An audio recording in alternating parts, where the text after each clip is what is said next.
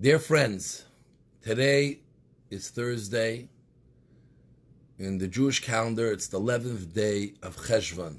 This is a very special day as it is the yard site of Rachel Imenu, our matriarch Rachel, who is unique from all the four matriarchs in her dedication and commitment to her children,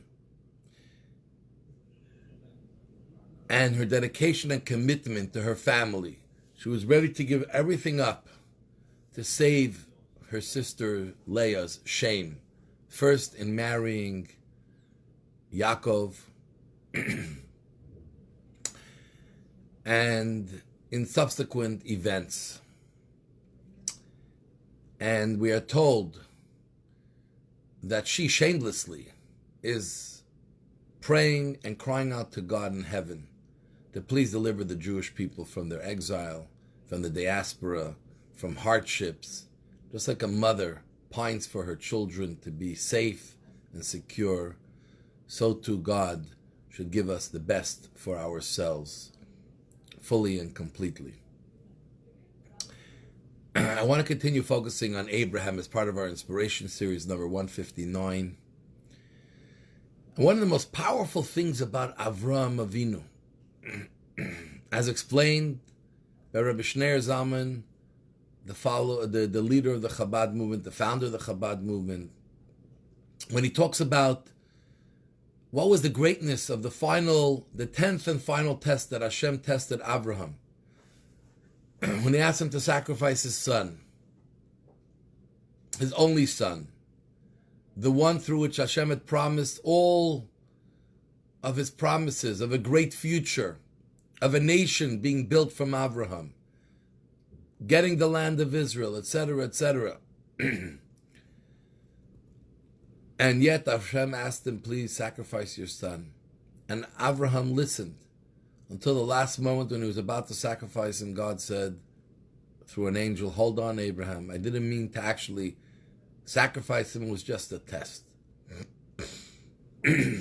And the Alter Rebbe asks, like many do, Avraham was one of thousands, tens of thousands, hundreds of thousands, millions who were ready to give their life and actually gave their life for their belief in Judaism, their connection to Hashem. So why does he stand out that we talk about the story of Akedas Yitzchak, Avram's ready to sacrifice his son and the son ready to be sacrificed? And many reasons are given, and the Alter Rebbe says what made Avram stand out beyond being the first to be tested with this, but what made him stand out was the way he heeded to God's command with alacrity, with swiftness. Hashem said, I want you to take your son tomorrow to his final moments in life in this world. Avram loved his son. He waited 100 years for Yitzchak to be born. He knew that he had to listen to God and he had to sacrifice his son. But God said tomorrow. Tomorrow could be tomorrow morning, tomorrow afternoon, tomorrow evening.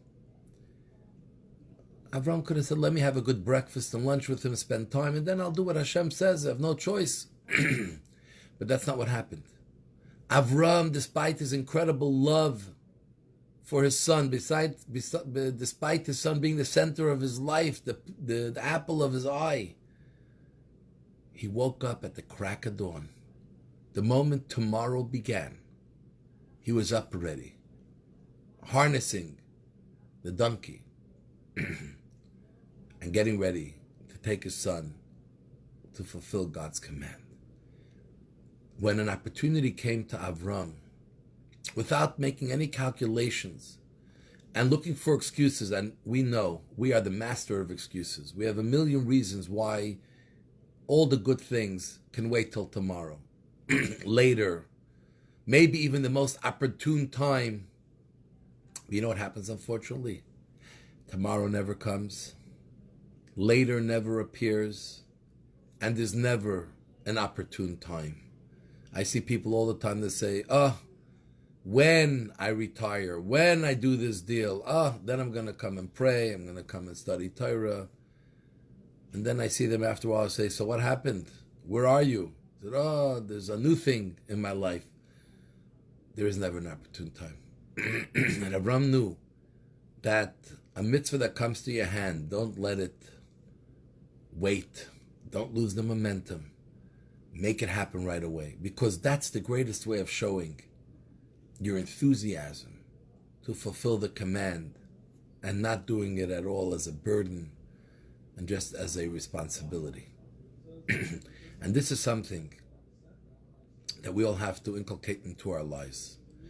As children, when our parents ask us things, we should do it right away. When an opportunity comes to help, never push off. Always run to do the good thing right away.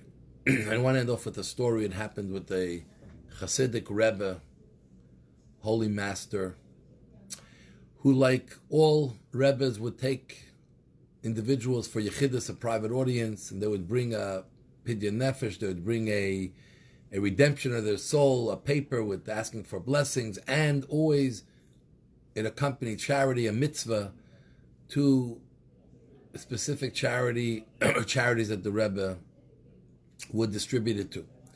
And one such fellow came to the Rebbe and asked for a blessing, and he gave the Rebbe, that Rebbe, an incredible amount of money, 300 ruble, which is a large sum of money. The next person comes in and starts crying to the Rebbe, Rebbe, I have a few daughters who are marriageable age, I have no money, I have no livelihood, no one's going to marry my daughters, they're getting older, no one wants to marry them, I can't even make a wedding, forget about helping my son-in-laws sit and study Torah for a little bit before they start their lives in the workplace. And the Rebbe turns to him and says, how much do you need to marry off your children and be able to find suitable matches? And he said, 300 ruble. And the Rebbe was like, his eyes glistened. He said, wow, look how God runs the world, he's telling himself. A guy brings me 300 ruble and immediately have opportunity to make a mitzvah with it. But then he started to think, 300 ruble to one family. I can feed tens of families for a Shabbos with this 300 ruble. And he started to think of other ways that he can use the 300 ruble and spread it out over more people. And why rush to do right now just because opportunity came? And he was going back and forth in his head until he decided he gave all the money to this fellow. And when he told the story over to his followers, they said, Rebbe, what made you decide to give the money to this fellow? So he says, because a mitzvah that comes to your hand. Here, a person genuinely needed that money. It would have made an impact in his life, his daughter's lives, the future of these families. A mitzvah that comes to your hand. Al tachmitzana. Do not let it rise and wait and lose the opportunity and the momentum. All the other things that came to my mind would happen later, perhaps. But here was a mitzvah that happened right away. Hashem put in front of me. Don't let it away. Hashem will figure out tomorrow how to take care of the other people. But here Hashem brought this for me to make use of this money right away. So too it is in our lives. We have an opportunity to do something. Don't push it off. Let's not hear after Corona. After this is over, then we will commit and do it today. There's no day better than today. Hayoim. Throughout the Torah we find the concept of Hayoim. Today. Today is the day. Today is the day. So, God bless you. Make today the day. Make every mitzvah count with enthusiasm and quickness.